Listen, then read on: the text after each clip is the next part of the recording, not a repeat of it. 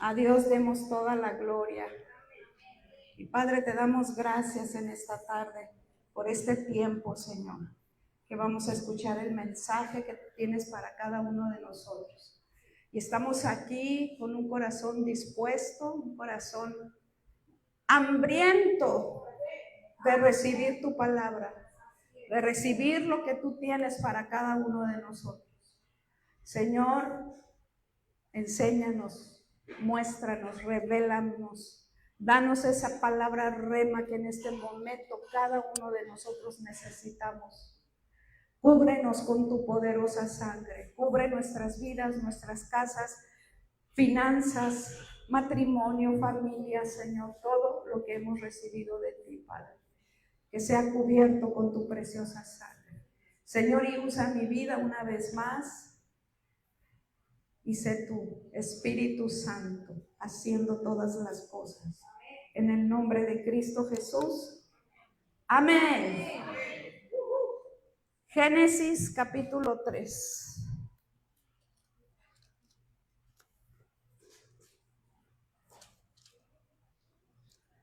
Verso 1.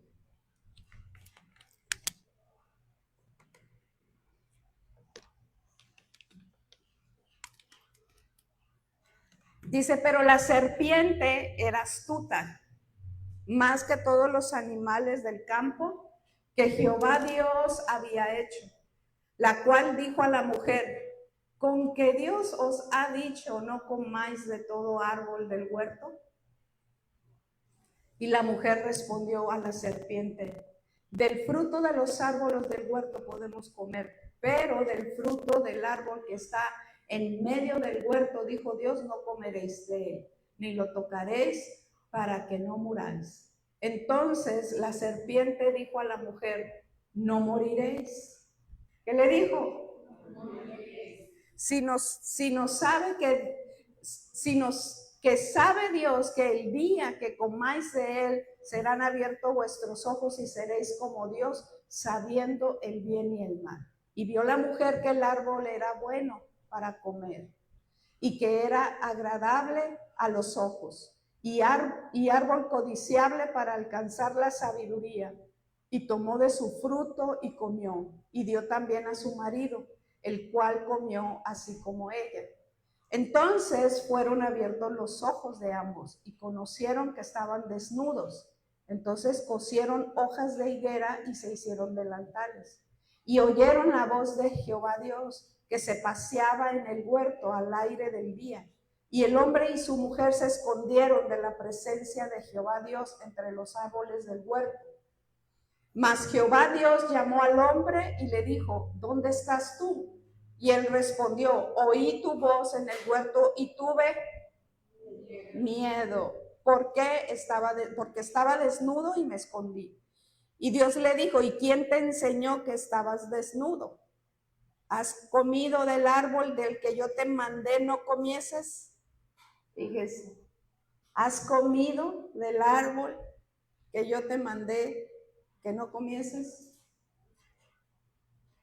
¿Cuántas cosas hemos hecho que el Señor nos ha dicho no lo hagas? Pónganse en cascos, por favor. Y el hombre respondió, la mujer que me diste por compañera me dio el árbol y yo comí. Entonces Jehová Dios dijo a la mujer, ¿qué es lo que has hecho? Y dijo la mujer, la serpiente me engañó y comí. Y Jehová Dios dijo a la serpiente, por cuanto hiciste, maldita serás entre todas las bestias y entre todos los animales del campo. Sobre tu pecho andarás y polvo comerás todos los días de tu vida. Y pondré enemistad entre ti y la mujer, y entre tu simiente y la simiente suya. Esta te herirá en la cabeza y tú le herirás en el calcañar. Amén. Amén. Ahí le dejamos.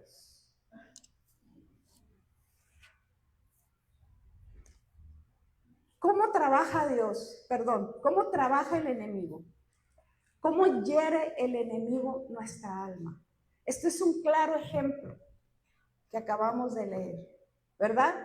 El método del enemigo nunca cambia, es el mismo. Es el mismo que él utiliza para engañarnos, para controlarnos y para traer temor a nuestra vida. Ellos fueron víctimas de la fortaleza de la vergüenza, ¿verdad? Del temor y del control. En Génesis 3 lo acabamos de leer. Entonces, Génesis 3 describe la caída del hombre y sus consecuencias. Porque vaya que hubo consecuencias, ¿verdad? Nos siguen afectando a nosotros. ¿Y cuál fue esa tentación? Pues Satanás atacó la identidad de Adán y de Eva. Atacó su identidad. Les hizo creer que les faltaba algo que Dios no les había dado. Les hizo creer que ellos no eran, o los hizo sentir que ellos no habían sido formados a la imagen y semejanza de Dios.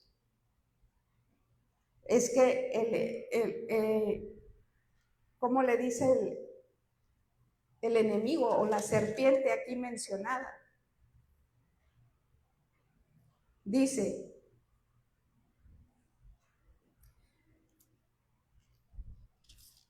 entonces la serpiente dijo a la mujer, no moriréis, sino que sabe Dios que el día que comáis de él serán abiertos vuestros ojos y seréis como Dios. El diablo o Satanás quiso ser como Dios, por eso fue expulsado del cielo. Entonces el enemigo sigue fraguando esto, robando nuestra identidad, engañándonos. Hey, tú no eres hijo de Dios, ¿verdad? Si Dios fuera Dios, a ti no te pasara esto que te ha pasado, o lo que te pasó en la niñez. Si Dios fuera Dios. Entonces el hombre, hablando en general, hombre, mujer, pierde la identidad de hijo. Porque en el momento que el enemigo nos engaña y nos dice, Dios no te ha dado todo lo que Él ha dicho que te va a dar. A Eva le dijo, sí, puedes comer de todos estos frutos, de estos árboles, pero de acá no puedes comer, porque eso te hace falta que hagas. Dios no te ha dado todo. Entonces la mujer le pareció atractivo todo esto, fue engañada y tomó el fruto y comió. Y dice que sus ojos fueron abiertos y se vieron como desnudos. ¿Por qué no se habían visto desnudos antes? ¿Por qué?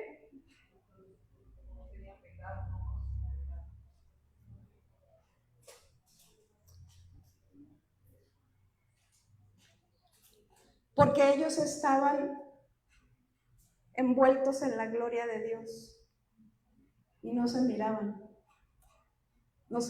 que estaban desnudos.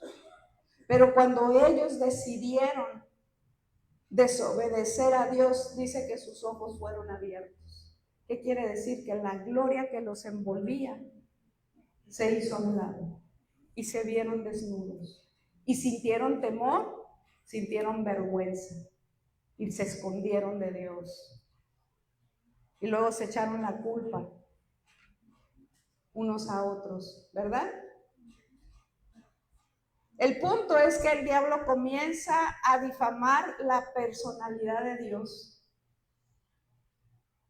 y establece fortalezas de vergüenza, temor y control en nuestra mente primeramente. ¿Por qué se sintieron avergonzados al verse, verdad? Y sentirse desnudos. A partir de ahí todo cambió en la vida de Adán y Eva y en la humanidad entera. Todo cambió. Pudieron ver su desnudez y se sintieron avergonzados y sintieron temor escondiéndose de la presencia de Dios. Entonces el enemigo lo primero que quiere hacer o lo primero que quiere provocar en nuestra vida es un evento que va a traer múltiples consecuencias a nuestra vida y múltiples propósitos. Porque así como Dios tiene propósito para nuestras vidas, el diablo también tiene propósitos para nuestra vida. Amén. Dios hace bendecirnos y ayudarnos a cumplir su voluntad. El enemigo, destruirnos. ¿Verdad? Entonces, el primer propósito es atacar las necesidades básicas del alma. ¿Recuerdan cuáles son las necesidades básicas del alma? O se las leo de nuevo.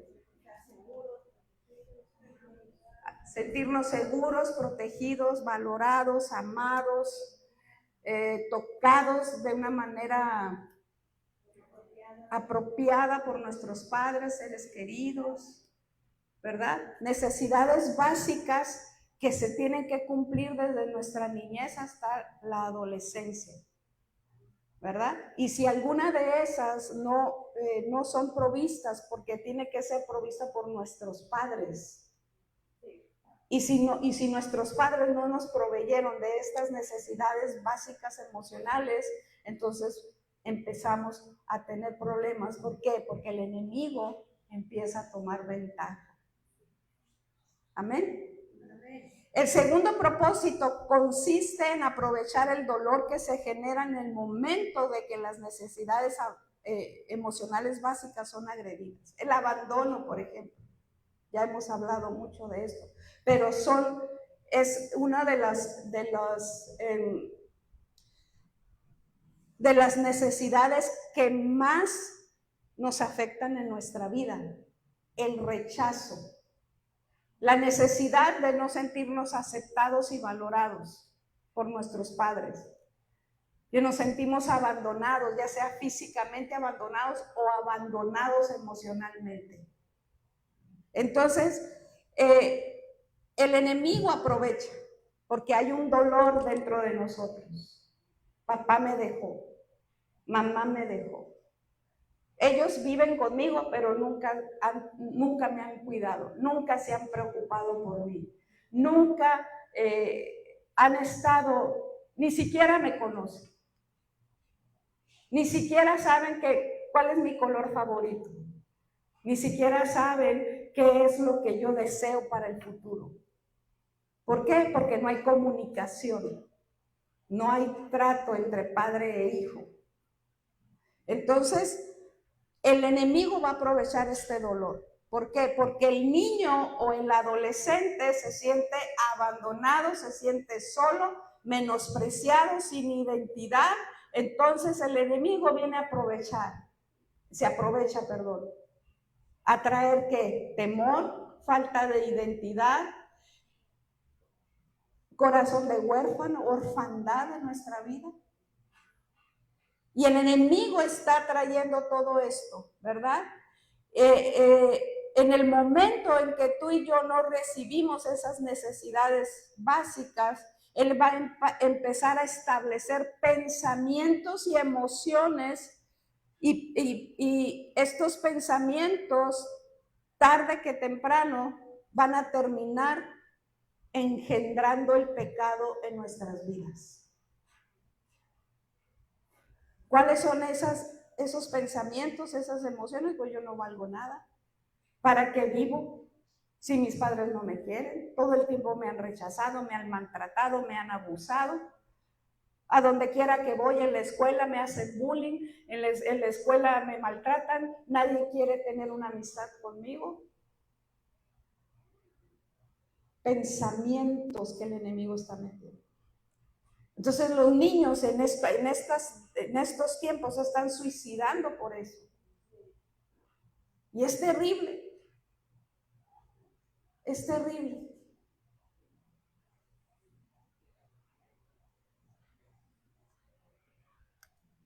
Mi nieta, la menor, pasó por un proceso de depresión. Y esto fue causado en el tiempo de la pandemia. Ella terminó su primaria y toda la secundaria la hizo en línea. Entonces, esa etapa de su vida ella no la vivió. Entonces viene la pandemia, el encierro, los miedos de contagiarse, de todo esto. Viene la muerte de su abuelo, que también le afecta muchísimo. Y ella se empezó a encerrar en su recámara. No salía a la calle, no nada, pero ella se empezó a encerrar. Y empezó a tener una conducta de aislamiento. Su cabello, se cubría su cara con todo su cabello. Había una tristeza en ella, una falta de identidad.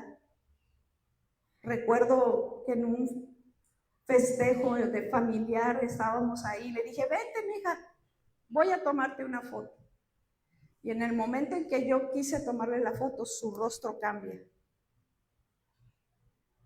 Y le dije a mi hijo, es un demonio. Es un demonio de depresión. Es un demonio que la está atormentando. Gracias a Dios, ella fue libre, ella está bien, ella volvió a ser la niña que siempre había sido, alegre, contenta, etc. Pero ella pasó un tiempo muy difícil. Ella no podía, ya que regresaron a las clases, a las aulas, a ella le entró un temor de contagiarse. No quería estar en los salones de clases, se salía, se iba al baño, a los baños a llorar. Tenía que ir mi nuera por ella y sacarla, y fue una temporada terrible la que se vivió. Y todo porque el enemigo toma ventaja de nuestros hijos. En la tristeza, en el dolor, en el aislamiento que estaba viviendo, el enemigo empezó a trabajar en su mente. Y ella se avergonzaba de todo. Es una niña preciosa, ustedes la conocen. Bueno, yo soy la abuela, ¿no? Pero gracias a Dios ella fue libre, ¿verdad? Y volvió a ser la niña que ella siempre había sido. Es una niña muy inteligente, como su abuela. No es cierto. ¿Saben? El diablo se va a aprovechar. Cualquier circunstancia, cualquier evento doloroso que tú y yo vivamos, el diablo se va a aprovechar. Y va a empezar a traer pensamientos negativos. Nos va a engañar, va a traer temor a nuestra vida, va a controlar nuestra vida. Y ¿saben qué? Lo que Dios me decía hoy temprano en la mañana, me decía, esa identidad que has creído que eres tú, no lo eres. Esa personalidad que han creído muchos, tu familia, todo el mundo han creído en esa personalidad falsa que el diablo creó en ti o en nosotros. Es una identidad falsa. Tú no te has dado cuenta que cuando nosotros aún no conocíamos de Dios, teníamos una identidad falsa. Era la rebelde o el rebelde, el vago, el que nunca obedecía, el que no le gustaba estudiar, el que se escapaba, esto, aquello. ¿Cómo nos identificaban? La amargada, la corajuda, la que grita siempre. ¿Cómo nos identificaban? A la que no le gusta que la abracen, que no le gusta que se le acerque nadie, que no le gusta estar en las reuniones de la familia, que no le gusta festejar su cumpleaños porque está amargada. ¿Cuánta identidad falsa había en nosotros? Sin embargo, cuando llegamos a los pies de Cristo, todo eso se empezó a caer. ¿Sí? Y empezamos a vivir en nuestra verdadera identidad y en nuestra verdadera personalidad. Una vez un sobrino mío, cuando era adolescente, él ya es un hombre ahora ya casado, tenía en ese tiempo unos, ¿qué será? 13, 14 años, y era un muchachito que no le gustaba mucho el afecto, ni medio especial, ¿no? Pero se convierte a Cristo y empieza a ir a la iglesia. Entonces íbamos saliendo del servicio cuando me llega, tía, me abrazó por la espalda y me empezó a dar besos. Tía, dije, ¿qué le pasó? Eso es lo que hace Dios. Esa es tu verdadera identidad, tu verdadera personalidad. Y el enemigo nos ha tenido engañados por muchos años. Y quizás te siga teniendo engañado o nos siga teniendo engañados. Creyendo que somos una persona que realmente fuimos formadas en la mente de los pensamientos que el diablo trajo. Y la hemos creído. Es que yo no me dejo de nadie. Es que si me la hacen, me la pagan. Es que yo no pido perdón, que vengan y me pidan a mí. Les dije que se pusieran los cascos. Identidad falsa, personalidad falsa. Y eso es obra del diablo, del Satanás, del chamuco, del demonio, como tú lo quieras llamar. Esa es la obra del diablo en nuestra vida. Amén. Entonces, con base a estos razonamientos, podemos decir que el tercer objetivo sería establecer algo que sustituya a Dios en nuestro corazón, es decir, la idolatría. Y aquí no me estoy refiriendo a los ídolos de barro y de madera. A esos no, a esos los vamos a dejar en paz un rato. Amén. Estoy hablando de pensamientos destructivos a los cuales rendimos nuestra vida y que elevamos sobre ¿qué? Sobre la verdad de Dios. O sea, creemos más en las mentiras del diablo que en lo que dice la palabra de Dios. Lo creemos más. ¿Sí? ¿Cuándo ocurre que la idolatría se planta en nuestro corazón? ¿Cuándo sucede eso? Esto sucede en el momento que las necesidades básicas no fueron suplidas. En el momento que tú fuiste rechazado, abandonado, maltratado y muchas otras cosas, en ese momento se produce en nuestro corazón mucho dolor. Mucho dolor en nuestro corazón. Entonces el diablo aprovecha ese momento doloroso para generar y ofrecer un sustituto, algo o alguien que va a sustituir la presencia de Dios en tu vida. ¿Sí? Y pueden ser muchas cosas. El dinero, el trabajo, una relación, ¿cuántas cosas más? La droga, el alcohol, la inmoralidad sexual, el adulterio.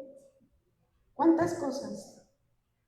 Ahorita vamos a mencionar algunas. Amén.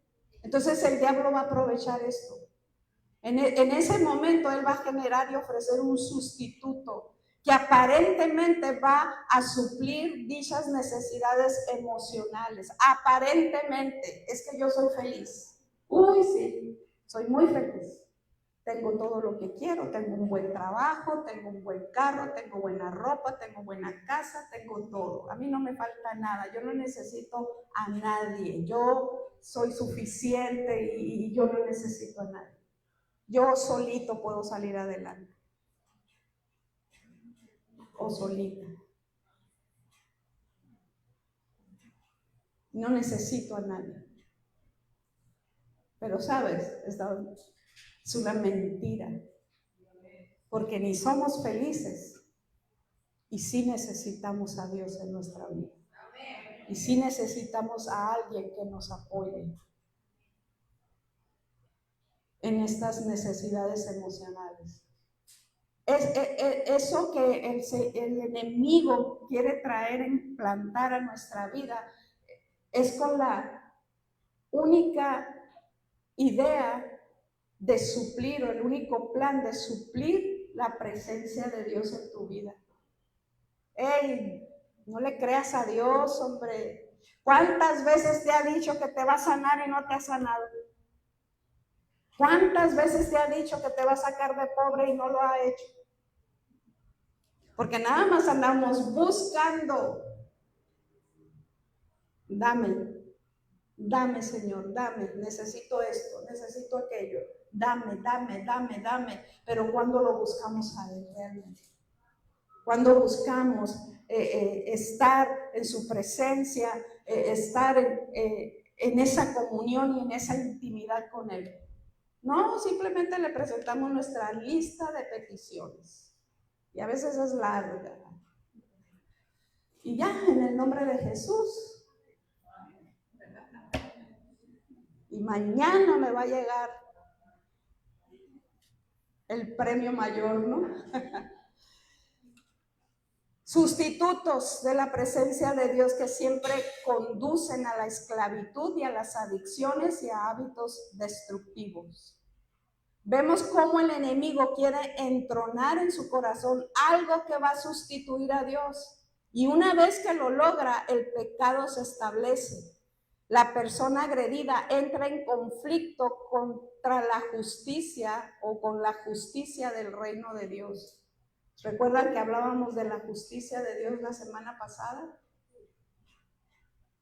Entonces, cuando entramos en esos problemas, en la justicia divina, el diablo y sus demonios se ganan el derecho legal. Cuando tú y yo ya caímos en el pecado de desobediencia, entonces le damos derecho legal al diablo. Entonces, él viene con derecho a ocupar nuestro corazón. Por eso es tan importante la liberación. Porque el enemigo viene a plantarse aquí en el corazón. Y necesitamos echarlo fuera. Amén.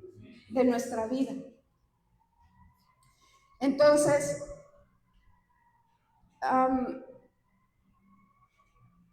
ahora bien, una vez que el pecado se establece, los demonios no solo tienen el derecho de posicionarnos o oprimir nuestra vida, sino que debido al pecado y a la idolatría, se desatan muchas otras consecuencias espirituales que nos van a afectar profundamente.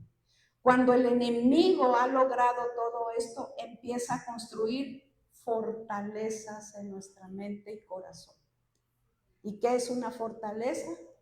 Les voy a leer la definición. Una fortaleza es un patrón de pensamientos, hábitos destructivos y emociones distorsionadas que Satanás construye en nuestra mente y en nuestra cultura para glorificarse a sí mismo y que va directamente contra los planes de Dios para una persona, territorio u organización. Una fortaleza es una línea o estructura de pensamiento contrario a la palabra de Dios y que puede establecerse en cualquier de los lugares mencionados. La principal característica de una fortaleza es que se establece en las mentes de las personas y frecuentemente se confunde con la personalidad. Es que así es él. Siempre ha sido un quejumbroso, renegón, corajudo. Así es él. Eso es una fortaleza, ¿sí? Que viene a cambiar y a confundir la personalidad del ser humano. o con la identidad de un negocio o una ciudad o nación. El diablo puede construir una fortaleza en la mente de un individuo dentro del seno familiar, perdón, dentro de un negocio, dentro de un municipio, un estado o una nación. La persona que el enemigo lo está controlando con los pensamientos y su personalidad, trae un control. El enemigo, la persona, perdón, empieza a traer una destrucción dentro de la familia, del gobierno, de la cultura. ¿Cuántos hombres o mujeres dentro del gobierno no están haciendo bien las cosas? ¿Cuántos familiares están dividiendo las familias? Valga la redundancia. ¿Cuántos hijos están dividiendo la familia? ¿Cuántos padres también dividen a los hijos? Personalidad falsa, fortalezas en nuestra mente. Ese carácter que nadie lo soporta, prefiere no estar con esa persona. No, yo a mi tía ni la visito, porque, híjole, ¿verdad? Viene a dividir. ¿Cuántos gobiernos viviendo en corrupción? Está el país destrozado, en pobreza, en esclavitud.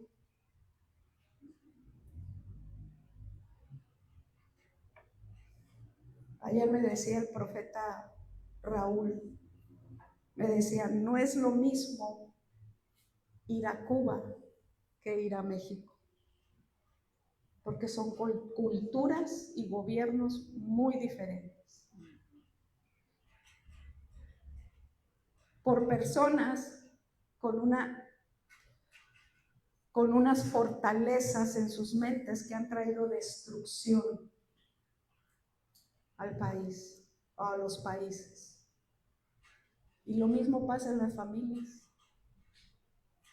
Lo mismo pasa en el matrimonio. Personalidades. Yo recuerdo que siempre les decía a las mujeres con adicciones en los centros de rehabilitación, tú no eres lo que el diablo ha dicho que eres. Tú eres lo que Dios dice que eres. Y no le creas al diablo.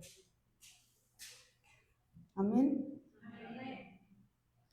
Entonces, ¿cuál es el proceso de construcción de una fortaleza?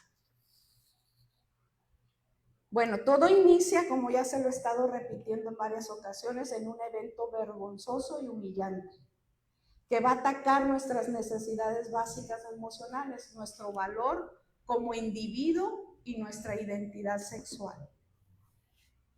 Voy a leerles cuáles son esas fortalezas que el enemigo viene a plantar a nuestra vida, ¿verdad? Cuando él aprovecha, cuando a ti y a mí no nos suplieron las necesidades básicas.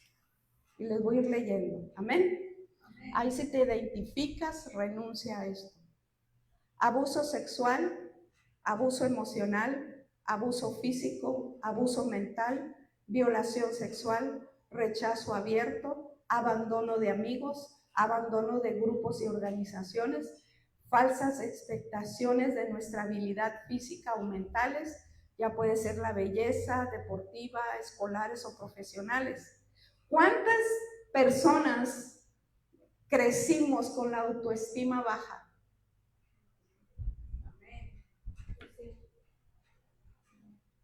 ¿Cuántas personas siempre tuvimos esas falsas expectaciones de nosotros mismos? ¿Por qué? Porque siempre se nos dijo, tú nunca vas a hacer nada en la vida. Mira, eres un flojo. ¿Qué vas a hacer tú? Nunca vas a terminar una carrera universitaria. Nunca vas a ser próspero. Fortalezas, y uno crece. Sí es cierto. yo nunca voy a poder hacer nada en la vida.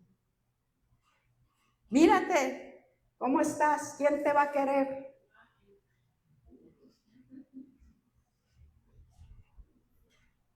Es verdad. Es verdad. ¿Quién se va a fijar en ti? Mira cómo estás.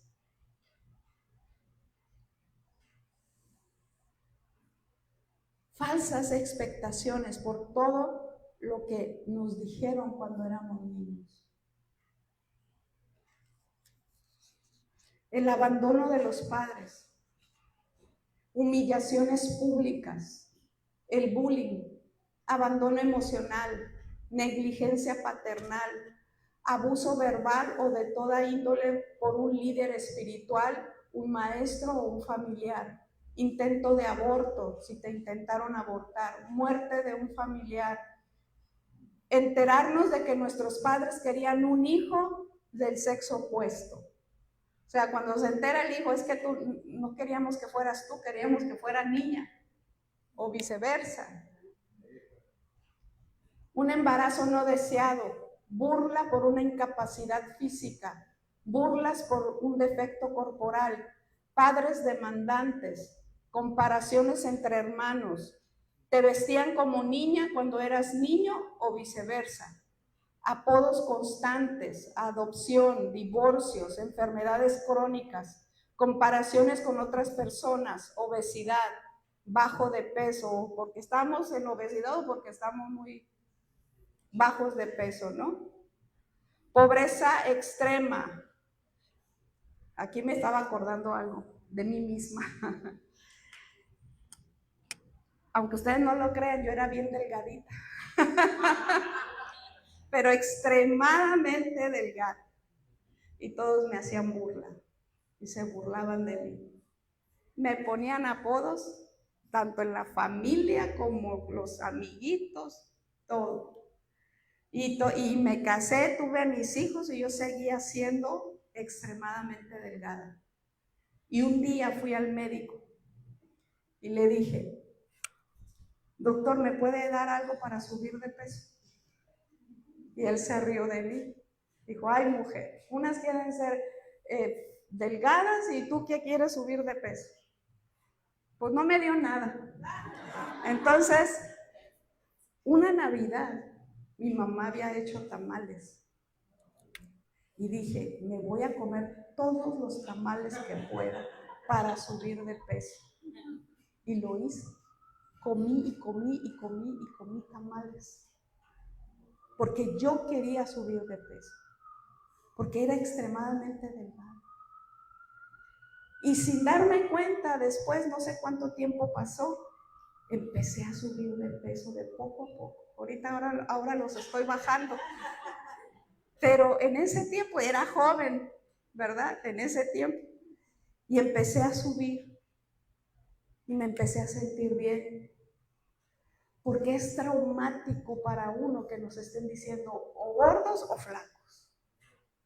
A mí me decían la popotitos, me decían cuántas cosas no me dijeron por ser extremadamente delgada. Yo me ponía la ropa holgada para que no se me vieran mis huesos.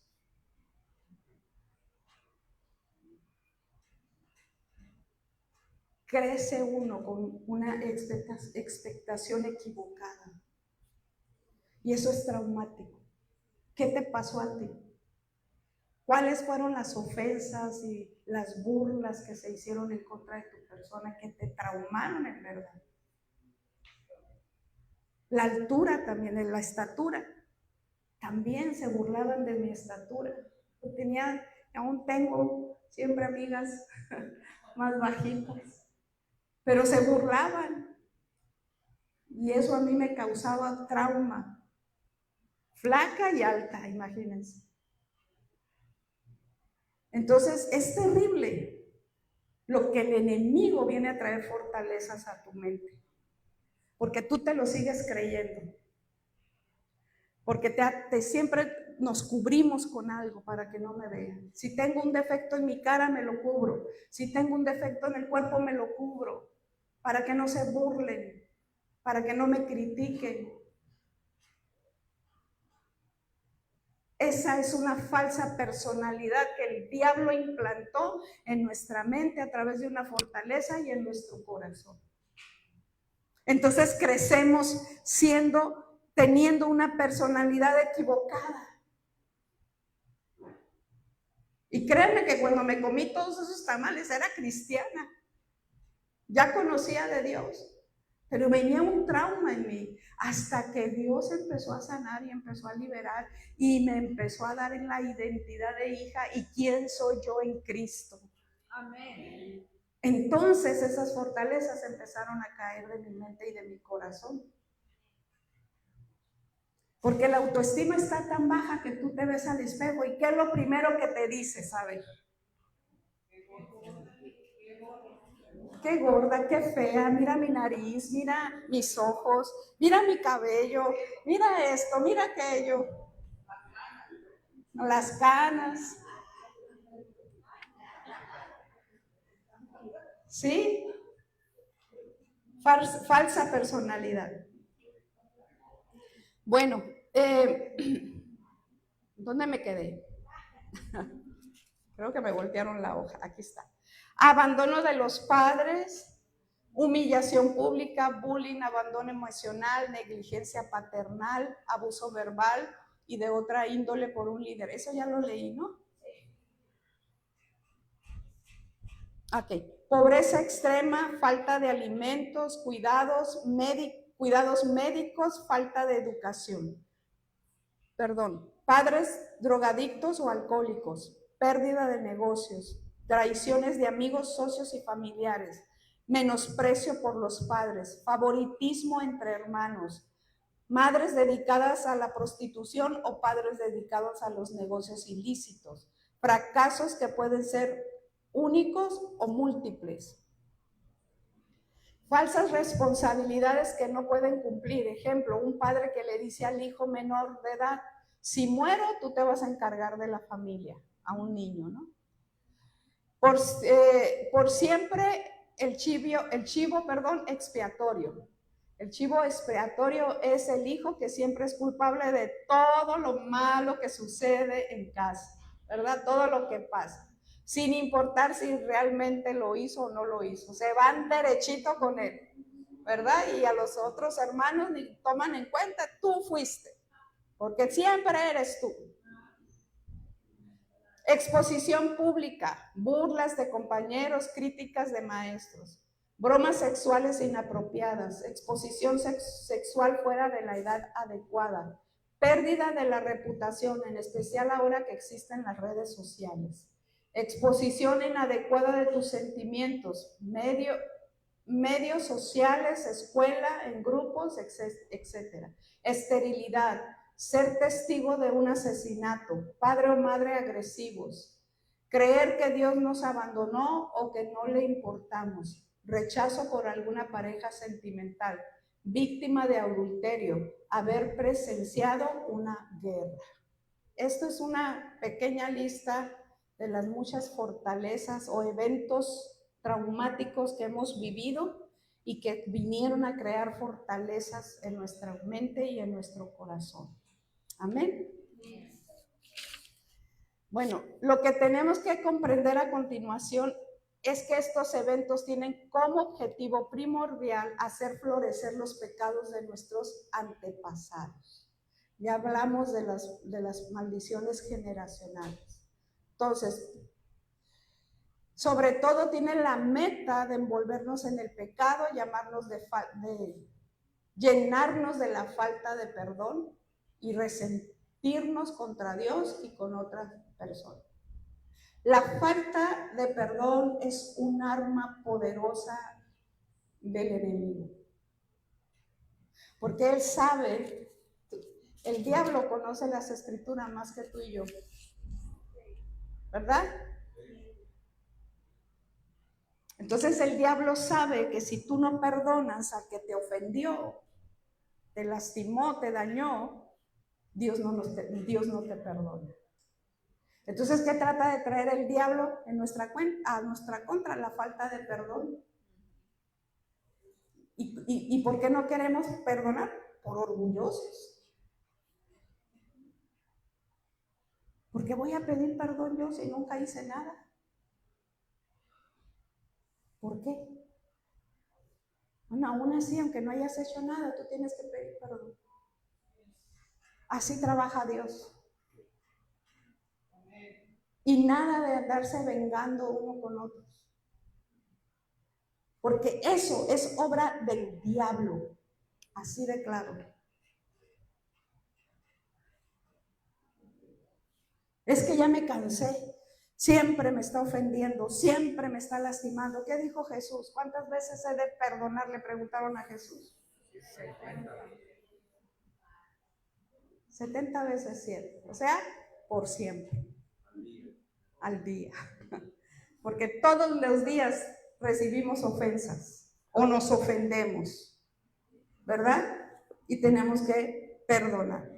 Entonces, esta es una arma poderosa del diablo en contra nuestra. Entonces, es mejor que perdonemos. Es mejor soltar el perdón. Es mejor reconciliar si se puede reconciliar. Si no se puede, pues suelta el perdón. Cuando uno suelta el perdón, se rompen las ligaduras que tienes con la otra persona. Se rompen. Ya no estás ligado a esa persona. Y si tú retienes el perdón, te sigues ligado a esa persona. Por eso cuando la ves, se te revuelven las tripas. ¿Sí o no? No hubo muchos amenes, no importa. Entonces, una vez que se engendra el pecado y la falta de perdón, se genera un derecho legal para la posesión y opresión demoníaca. Si tú y yo no queremos perdonar, entonces, ¿qué viene? Se genera un derecho legal. Le damos derecho legal al enemigo para que venga a posicionarse de nosotros, de nuestra mente y corazón, y para que venga a oprimirnos por no perdonar. Así es que conviene que siempre perdonemos. Ahora, la maldición que la serpiente recibió fue que un día Dios mismo se encargaría en el cuerpo de un hombre, o sea, en Jesucristo, que Él vendría a pisarle la cabeza al diablo. Amén. Que lo aplastaría. Y de esa manera Él nos da la oportunidad, o nos ha dado la oportunidad de acercarnos a Él y conocerlo. Y para terminar, quiero que lean conmigo Primera de Juan.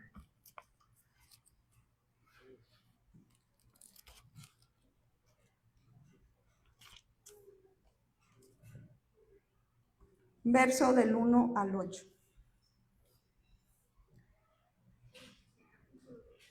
Capítulo 3, Primera de Juan, capítulo 3, verso del 1 al 8.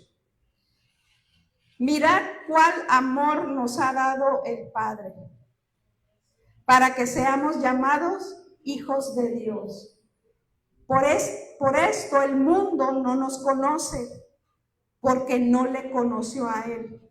Amados, ahora somos hijos de Dios, y aún no se ha manifestado lo que hemos de ser. Pero sabemos que cuando Él se manifieste, Jesucristo, seremos semejante a Él, porque le veremos tal como Él es.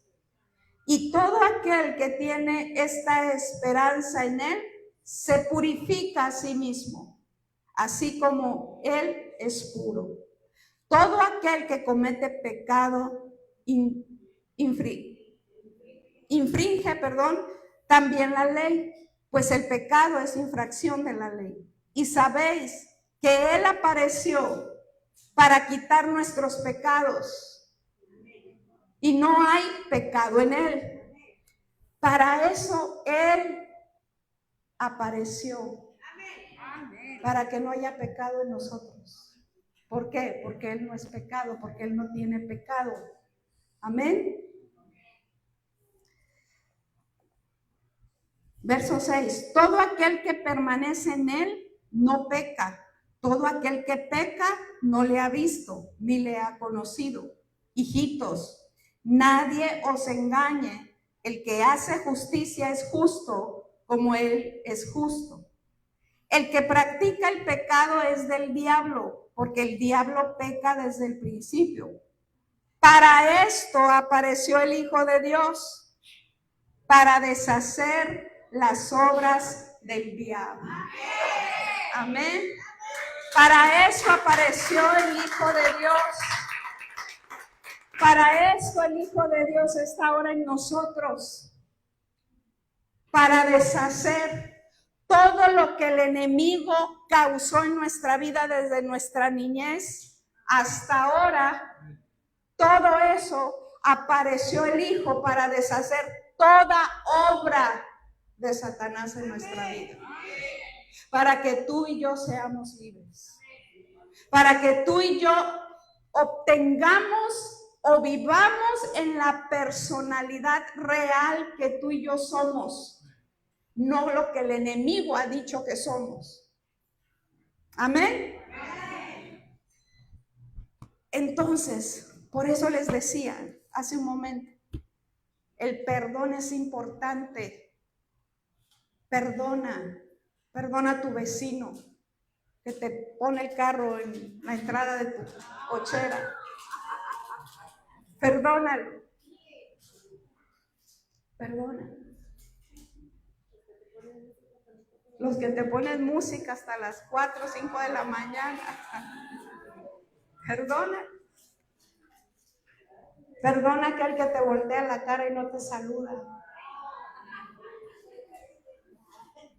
Perdona a la ujier que se volteó y no te quiso saludar. Perdona. Perdónenme a mí si a veces ando tan descuidada y ni les regreso la llamada. Perdónenme. Gracias. Porque sí pasa. El perdón es importante. Amén. El perdón es la llave que abre la bendición. Así es. Si tú y yo no perdonamos, esas bendiciones no van a llegar. ¿Sí? Porque si no perdonamos, Él no nos perdona. Así de sencillo. Pónganse de pie.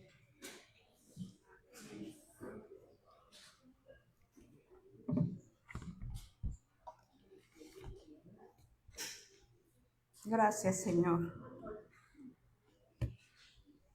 Gracias, Padre, gracias.